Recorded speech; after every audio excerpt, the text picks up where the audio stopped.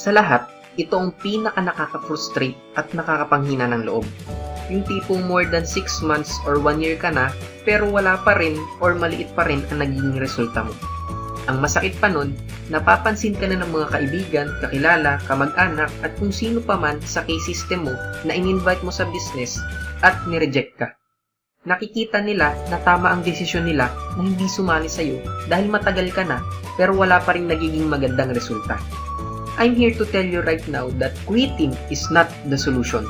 Quitting is never the solution to anything. Sabi nga, if you fail to achieve your goal, change your plan and not your goal.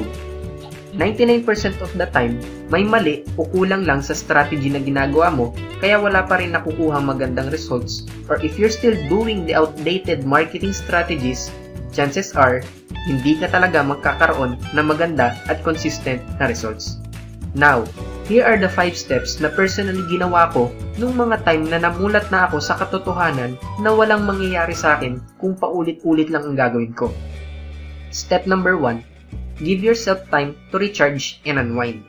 This is very powerful, lalo na kung frustrated ka na at burned out ka na sa business mo. Pero I'm not talking about going to your company's Baliwan trainings or motivational seminars. I'm talking about the exact opposite. If you love to play games, hiking, sports, traveling, or whatever na makakapagpa-relax at makakapag-unwind sa'yo, do it. Kailangan mo itong gawin, especially kung nagiging parang pabigat na lang sa'yo ang MLM. Yung tipong hindi ka na masaya kapag ginagawa mo ang business at nagiging burden na lang ito sa'yo. That's really a big problem. Give yourself at least 3 days para gawin ito. This will be very hard, lalo na kung mahigit 6 months o 1 year mo na ginagawa ang business mo consistently. Pero, if you want to change in your result, this is a must. Kapag ginawa mo kasi ito, tinatanggal mo yung habit ng pagiging stress. Every time na maiisip mong MLM at stress ang nararamdaman mo, it's a problem and a habit. Mawawala lang ang ganitong habit kapag ginawa mo itong step number 1. Step number 2, create a step-by-step goal. Bago ka pa lang sa MLM tapos ang goal mo ay makabili ka agad ng Ferrari 458 Italia na nagkakahalaga ng 23 million, or house and lot, or even a brand new ordinary car na hindi bababa ng 500,000? No wonder frustrated ka talaga. Hindi sapat ang thinking positive kapag gagawa ka ng goals mo. Hindi mo yun makukuha just by thinking positive or thinking big. Kailangan mo rin maging realistic. Start small. Pwedeng magsimula sa bagong phone or laptop or savings. As long as realistic habang nagsisimula ka pa lang. Don't get me wrong. Baka sabihin mo naman tinuturuan kita maging small thinker. What I'm saying is, think big and start small. For example, short-term goal mo, bagong laptop. Mid-term goal mo, bagong kotse. Long-term goal mo, bagong bahay. When creating this, make sure na gustong-gusto mo talaga makuha ang mga goals na yun at hindi mo siya gagawin dahil sinabi ko lang. Step number 3, learn new strategies.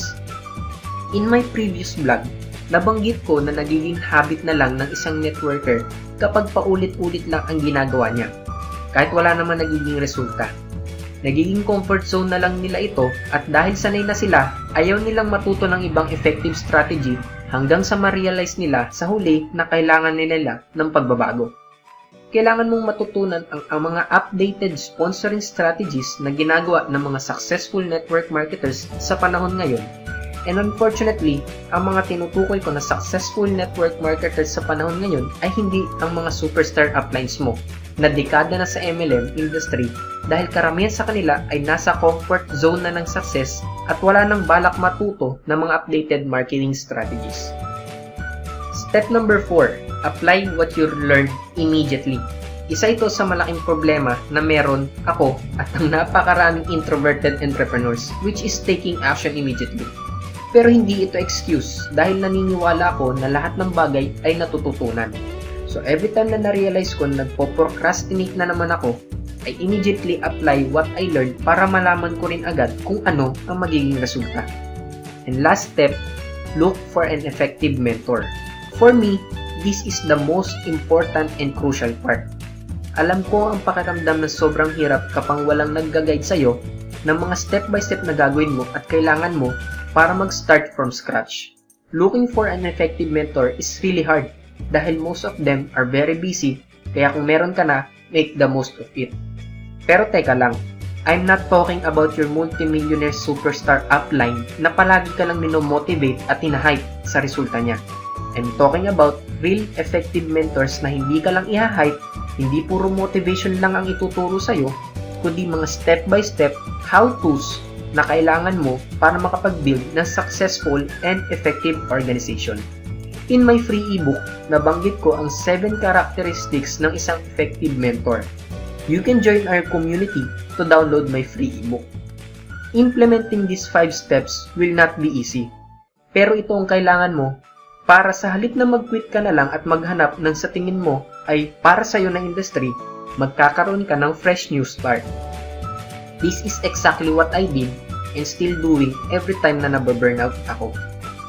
May mga katanungan ka ba? You can post your questions on the comment section below.